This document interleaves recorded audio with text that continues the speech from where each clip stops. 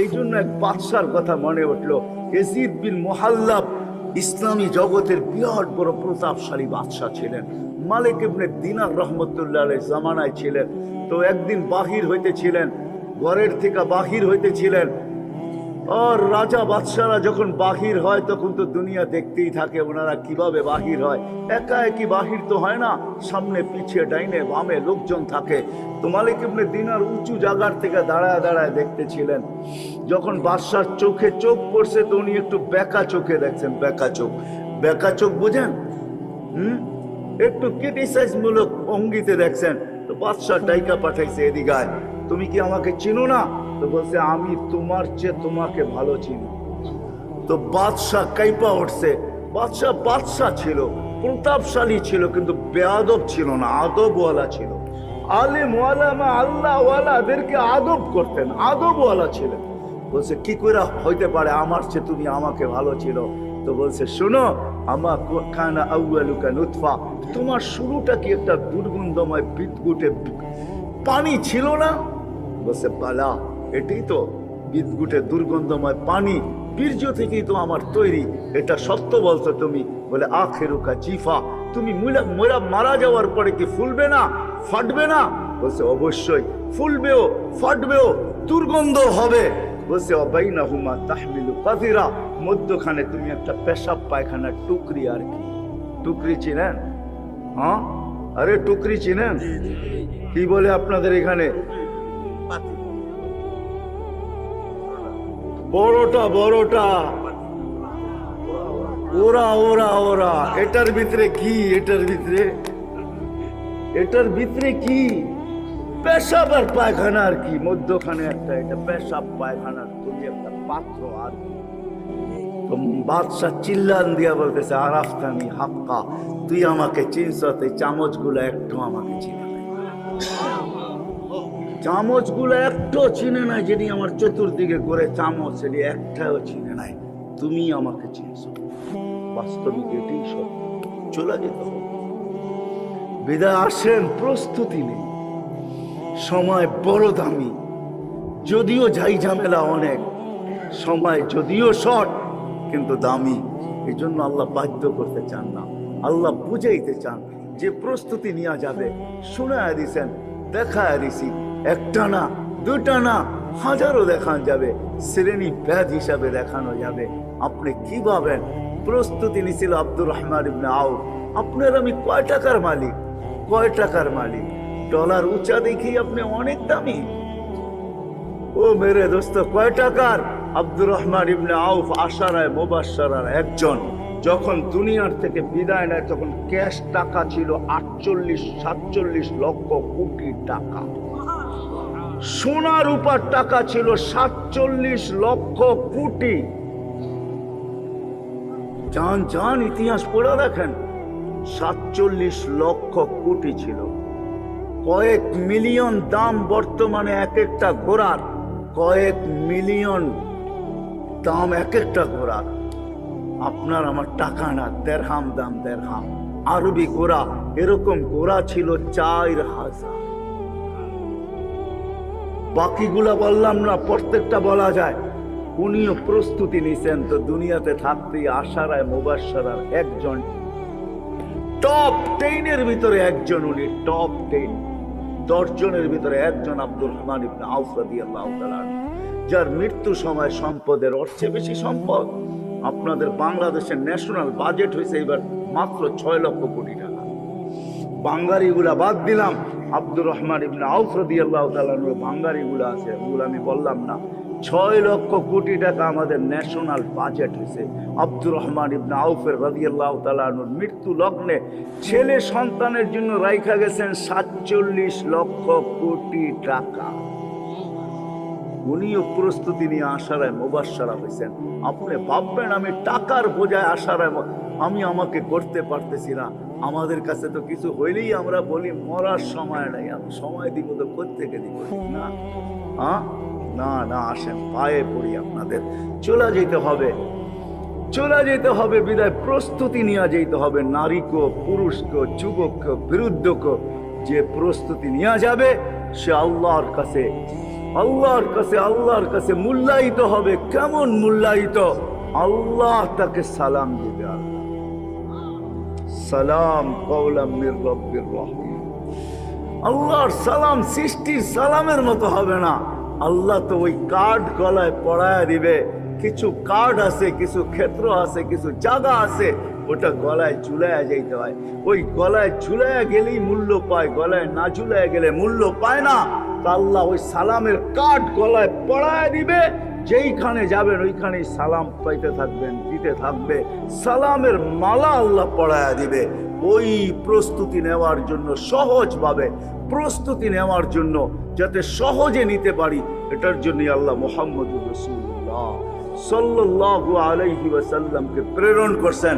আল্লাহর রসুল ক্ষেত্র বিশেষ, শ্রেণী বিশেষ, স্থান বিশেষ, জায়গা বিশেষ, প্রত্যেক ব্যক্তি বিশেষ, প্রত্যেক ব্যক্তিকে প্রস্তুতির রাস্তা দেখাইছেন। ওই যেটাকে নবীওয়ালা আল্লাহর রসুলের জীবন বলে, যেটার উপরে আল্লাহ গ্যারান্টি দিতেছেন, লাকাদ কানা লাকুম ফি রাসূলিল্লাহি উসওয়াতুন হাসানাহ। ওই আদর্শ দিছেন, ওই ক্যারিয়ার দিছেন, ওই জীবন দিছেন, ওই লাইফ স্টাইল দিছেন। আজকে তো দুনিয়া বলে লাইফ স্টাইল চেঞ্জ করো, উন্নত করো, তাইলে তুমি সুখী হবে। আমাকে দেখাইতে হবে না। রাগ হয় না, রাগ হয় না। আমার এখানে হাজারো কান্নাও লুকানো আছে, হাজারো হাসিও লুকানো আছে। এই বছরও আমি কানতে কানতে কোনো এক পর্বে আমেরিকাতে কানতে আমি বাধ্য হয়েছি। আমার চোখে পানি আসছে, পানি আসছে। আমার এখানে কান্নাও আছে, হাসিও আছে। আমাকে কোনো জিনিস দিয়ে বুঝাইতে চেষ্টা করেন না। আমি তো চোখে দেখতে দেখতে দেখতে দেখতে দেখতে দেখতে আমার চোখের আলো কইমা আসতেছে। এই জন্য বুঝাইতে চাইতেছি আপনাদেরকে, মেরে দোস্ত, মেরে দোস্ত, এটাই সত্য। লাইফ স্টাইল চেঞ্জ করলেই, উন্নতি হলেই আমরা সুখী হব এমন না। আল্লাহ মুহাম্মদুর রাসূলুল্লাহ সাল্লাল্লাহু আলাইহি ওয়াসাল্লাম এক লাইফ নিয়ে আসছেন, এক জিন্দগি নিয়ে আসছেন, এক আদর্শ নিয়ে আসছেন, এক তরিকা নিয়ে আসছেন, এক জীবন নিয়ে আসছেন, এক জীবন গড়ার পদ্ধতি নিয়ে আসছেন। এটা যে গ্রহণ করবে সে দুনিয়া তো সুখী হবে, আখিরাত তো সুখী হবে। এটা বয়ান দিয়ে বোঝানো যাবে না। এটা তো শিখতে হবে, শিখতে হবে। এটা শিখতে হবে। যুবককেও শিখতে হবে, বৃদ্ধকেও শিখতে হবে, নারীকেও শিখতে হবে, পুরুষকেও শিখতে হবে। যে শিখবে তার জীবন সুখের হবে, তার প্রস্তুতি কমপ্লিট হবে। মৌত আসবে, প্রস্তুতি কমপ্লিট হয়ে যাবে, এইখান থেকে যাবে তো ফেরেশতারা কার্ড অফ অনার দিতে দিতে নিবে, সঙ্গ দিতে দিতে নিবে। কোরআন বলতেছে নাহনু আউলিয়াউকুম ফিল হায়াতিদ দুনিয়া ওয়াল আখিরা। কোরআন বলে আমি তোমাদেরকে সঙ্গ দিতে দিতে, ফেরেশতারা বলে আমরা সঙ্গ দিতে দিতে তোমাকে নিব, জান্নাতের গেট পর্যন্ত তোমাদেরকে পৌঁছাবো, জান্নাতের দরজা পর্যন্ত তোমাদেরকে পৌঁছায় দিব, জান্নাতের ফেরেশতাদের হাতে উঠায় দিব। ওরা আবার তোমাকে রিসিভ করবে, তো গার্ড অফ অনার দিয়ে রিসিভ করবে। ওরাও বলবে সালামুন তিবতুম ফাদখুলুহা খালিদিন। ওরা সুন্দর জীবন বানায় আসছো। এই জন্য মেরে দোস্ত কথা শেষ। শিখেন আল্লাহ রসুলের জিন্দেগি, শিখেন।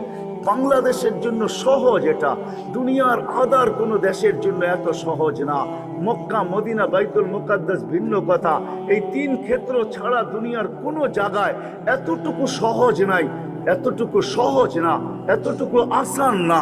আমি তো বলি ওই তিন জায়গার পরে দুনিয়ার কোনো মাটি যদি আল্লাহর কাছে সবচেয়ে প্রিয় হয়, আমার মনে হয় সেটা বাংলাদেশের মাটি। আমার কাছে প্রমাণ আছে, আমি আপনাকে প্রমাণ দিতে পারবো। বাংলাদেশের মাটি মনে হয় সবচেয়ে বেশি প্রিয়, বাংলাদেশের মানুষ মনে হয় আল্লাহর কাছে সবচেয়ে বেশি প্রিয়।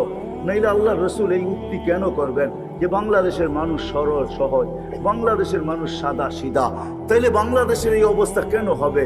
কোনো গ্রাম নাই যেখানে মাদ্রাসা না আছে, কোনো গ্রাম নাই যেখানে মক্তব না আছে, কোনো গ্রাম নাই যেখানে হজ্জখানা না আছে, কোনো গ্রাম নাই যেখানে দুই চারটা মসজিদ না আছে, কোনো গ্রাম নাই যেখানে দুই চার পাঁচজন হক্কানি আলেম না আছে। বাংলাদেশের কোনো ক্ষেত্র নাই যেখানে ওলামায়ে কেরাম হক্কানি আলেম না আছে। কদমে কদমে পাওয়া যায়। দুনিয়া তো শত শত মাইল ঘুরলে একজন পাওয়া যায় না। আপনাদের এইখানেও মনে হয় গত বছর আমি বলছি যে 700 কিলোমিটার দূর থেকে আসছে ছোট্ট একটা মাসলা জিজ্ঞাসা করার জন্য। মাসলা আমি ওকে বইলা দিছি বটে, কিন্তু আগে বলছিলাম ওকে তোর পাও দুইটা দে, মনে চাই আমি একটা চুমা দিই। 700 কিলোমিটার দূর থেকে আসছি, নব মুসলিম, বলছে আমি মুসলমান, আমার মা বাবা মুসলমান না, আমার ইসলাম আমাকে কি বলে, আমার আল্লাহ আমাকে কি বলে, আমার রসুল আমাকে কি বলে, আমি কাফের মা বাবার সাথে ব্যবহার করব তো কিরকম করব। আজকে তো এখানে মুসলমান সন্তানও জানে না মা বাবার সাথে কিরকম ব্যবহার করবে, না জানে না, কোনো ওলামাকে জিজ্ঞেস করে। রাগ হয়ে গেলেন? দাড়ি পাইকা গেছে, সে পর্যন্ত কোনোদিন জিজ্ঞাসা করে নাই। মা বাবা দুনিয়ার থেকে চলে গেছে, এখনো কেউ জিজ্ঞাসা করে না যে মা বাবা চলে গেল আমি তার ঋণ শোধ করবো তো করবো কি করে।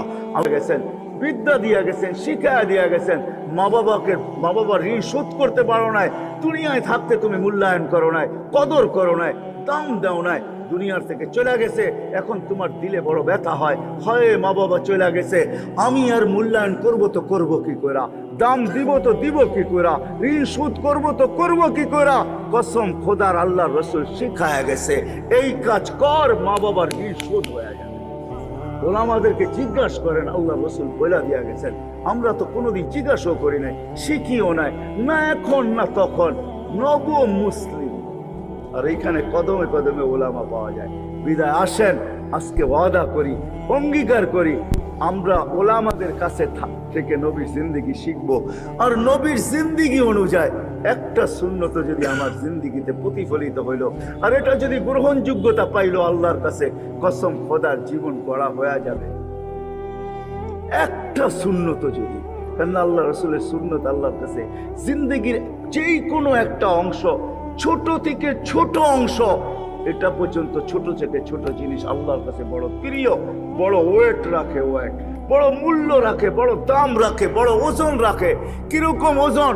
সমগ্র জগৎ যদি এক পাল্লা দেন, আল্লাহ রসুলের একটা সুন্নত আরেক পাল্লা দেন, সুন্নতের ওজন বেশি হবে। শিখেন, শিখবেন, কি বলেন? শিখবেন? কে কে ওয়াদা করতে পারেন যে শিখবো ইনশাআল্লাহ? পাক্কা? আল্লাহ কবুল করো। আর সর্বশেষ যেটা মেরে দোস্ত, জীবন গড়ার জন্য সবচেয়ে সহজ পদ্ধতি হাদিসের ভিতরে পাওয়া যায়। আল্লাহ নিজে বলেন, আল্লাহর রসুল বলেন, নামাজকে ওকে করে দাও, তোমার জীবন আমি ওকে লেখা দিব। ইদা সালুহা সালুহা সাইরুল আমাল। আল্লাহর রসুলের মাধ্যমে আমাদেরকে জানাইতেছেন, আপনার উম্মতকে বলেন 5 ওয়াক্ত নামাজ ওকে করে দে, আমি কিয়ামতের দিন তোর জীবন ওকে লেখা দিব। শুধু ওকে লেখা দিব না, আমি ঘোষণা দিয়া দিব, সাইদা ফুলান ইবনে ফুলান ফালা ইয়াশকা বাদাহা আবাদা। অমুকের ছেলে অমুক কামিয়াব, আর কোনোদিন নাকাম হবে না। বিদায় নামাজ ওকে, জীবন ওকে। নামাজ পূর্ণ, জীবন পূর্ণ। নামাজ কমপ্লিট, জীবন কমপ্লিট। তার জন্যই আল্লাহ রসুল আসতে দেরি, সেজদা করতে দেরি করেন নাই। আইসি আমাদেরকে মেসেজ দিছেন। দ্বিতীয় যেদিন দুনিয়ার থেকে বিদায় নিতেছেন, সর্বশেষ কথা ছিল আসসালা আসসালা আসসালা, নামাজ নামাজ, বাবা মালাকাত আইমানুকুম, আর অধীনস্থ মানুষের সাথে সৎ ব্যবহার করো। এই দুটোই আল্লাহ রসুলের চিৎকার ছিল। অধীনস্থ মানুষের সাথে সৎ ব্যবহার করো, তোমার নিচে যারা আছে তাদের সাথে সৎ ব্যবহার করো, তোমার অধীনে যারা আছে তাদের সাথে সৎ ব্যবহার করো, তোমার থেকে নিচের স্তরে যারা আছে তাদের সাথে সৎ ব্যবহার করো। আর নামাজ, এই জন্য আজকে ওয়াদা নিব আমি, বিশেষ করে যুবকদের পায়ে হাত রাখা বলবো, আজকের থেকে ওয়াদা করো, মা বোনরা পর্দার আড়ালে তাদের পায়েও হাত রাখবো, যে আজকের থেকে আর নামাজের ওয়াক্ত হতে দেরি, আর মসজিদের থেকে আজান পয়সা আসতে দেরি, আমরা নামাজের সাথে আপোষ আর করব। ওয়াদা পাক্কা?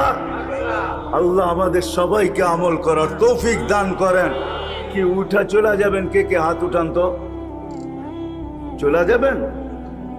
বুঝেন, কিন্তু শুধু আমরা আসি না, আমাদের সাথে আরেকজনও কিন্তু আসছে, যিনি চাবে না আপনি সর্বশেষ ঘোষণা নিয়ে যান, এটা উনি কোনোদিন চাবে না।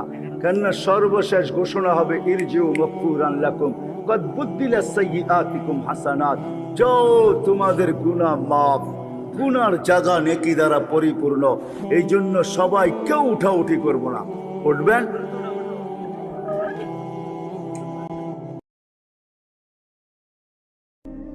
ভিডিওটা পুরো শোনার জন্য ধন্যবাদ। লাইক, কমেন্ট, শেয়ার করুন।